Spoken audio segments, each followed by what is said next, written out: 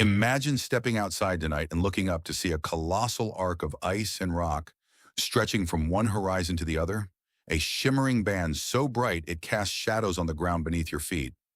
This isn't science fiction. This is Earth with rings. Saturn isn't special because it has rings. Jupiter has them. Uranus has them. Even Neptune has faint, dusty halos circling its atmosphere. Rings, it turns out, are common in our solar system. So the real question isn't whether Earth could have rings. It's what would happen if it did. Let's start with what you'd actually see. Picture yourself standing in a quiet field somewhere near the equator. The sun has just set, and the sky is darkening into that deep blue that comes right before the stars appear. But tonight, something else is there. Rising from the western horizon, climbing overhead, and plunging back down into the east is a luminous ribbon of light. It's not a cloud. It's not the Milky Way. It's a ring. Millions of fragments of ice and stone, each one catching the fading sunlight and scattering it back toward you. From the equator, you'd see the ring's edge on, a razor-thin line bisecting the sky like a cosmic blade. But travel north or south, say to Paris or Sydney, and the view transforms completely. The rings tilt open. They become a wide, glowing arc that dominates the night. In summer, you might see them shimmering faintly even during the day, a ghostly presence behind the blue. And the shadows. We'll get to the shadows, but first, where would these rings come from? Saturn's rings didn't just appear, they were built.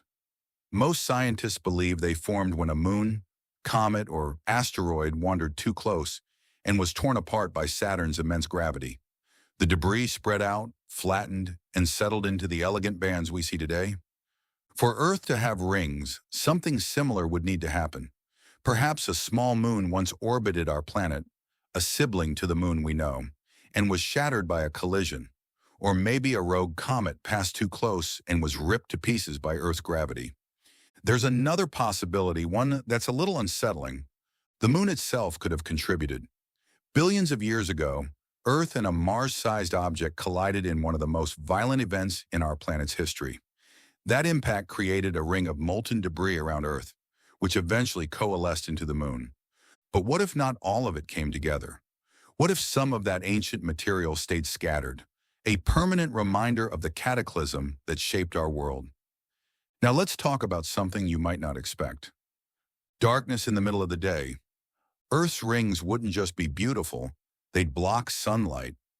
Depending on where you live and what time of year it is, the rings could cast a shadow across entire continents.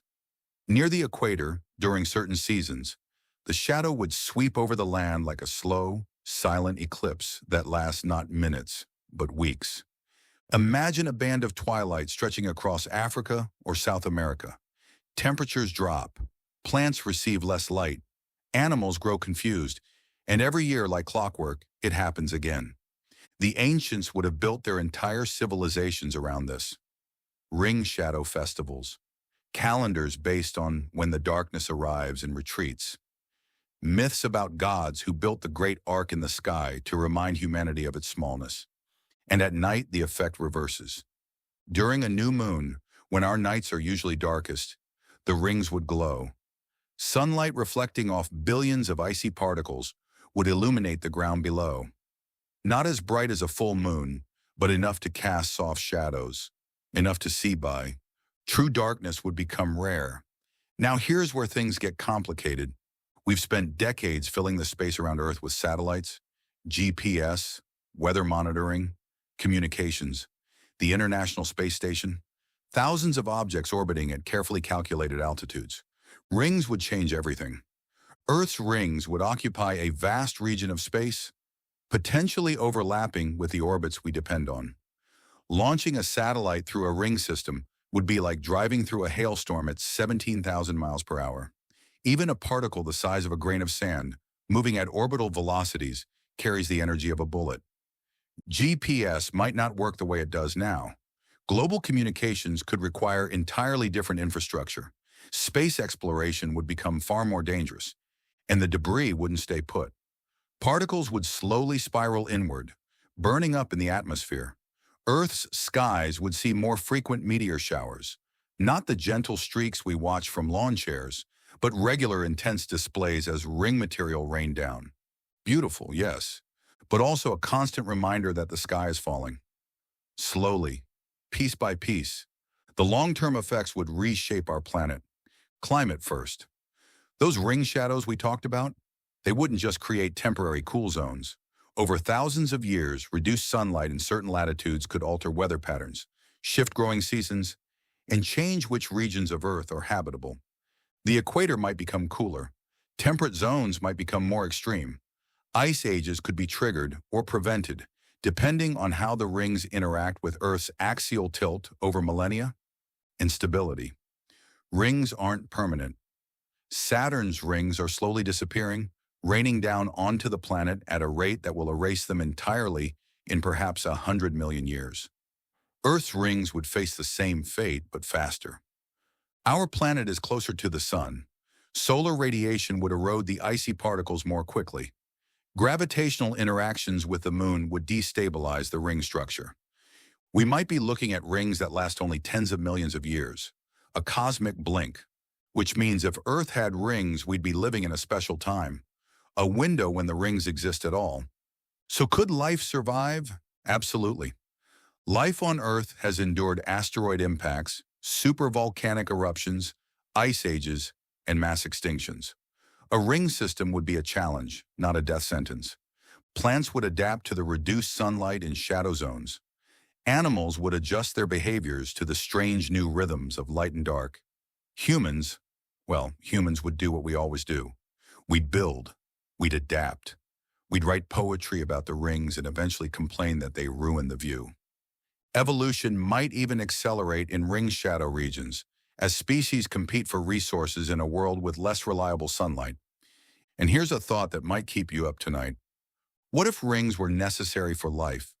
Some scientists have speculated that ring systems could protect planets from certain impacts, catching debris before it reaches the surface. Others suggest that the unique lighting conditions created by rings could drive evolutionary innovation. We don't know. We've never studied a ringed planet with life on it. Except perhaps in some distant corner of the galaxy, someone is studying us and wondering why our planet looks so bare. Think about what it would mean to grow up under rings. Every culture on Earth would have stories about them. The ancient Greeks might have called them the shield of Zeus. The Norse might have seen them as Bifrost, the rainbow bridge to the realm of the gods. Indigenous peoples around the world would have woven the rings into creation myths, navigation techniques, and seasonal rituals. Our constellations would look different, interrupted by that great arc of light. Our sense of our place in the universe would be different too. We'd never have looked up and seen empty darkness. We'd have always known from our earliest moments of awareness that we are surrounded, embraced, encircled by the debris of ancient catastrophe. And maybe that would have made us more humble. Or maybe it would have made us reach for the stars even sooner, desperate to understand what that beautiful, terrifying ring actually is. Here's the truth. Earth doesn't have rings, not anymore. If they ever existed, they're long gone. Collapsed into the moon, burned up in the atmosphere, scattered into the void. But that doesn't mean we can't imagine. Because every time we ask what if, we learn something about the universe and about ourselves. We learn what's possible, what's fragile, what's beautiful, precisely because it could have been otherwise. So the next time you look up at a clear night sky, take a moment. Picture that arc of light. Feel the shadow on your skin. Imagine a world where the sky was never empty. And then ask yourself, what else might be out there that we've never even thought to imagine? If you've made it this far, you're the kind of person who wonders about things most people never question, and that's exactly what this channel is for. Subscribe, and let's keep asking the questions that make the universe feel a little bigger.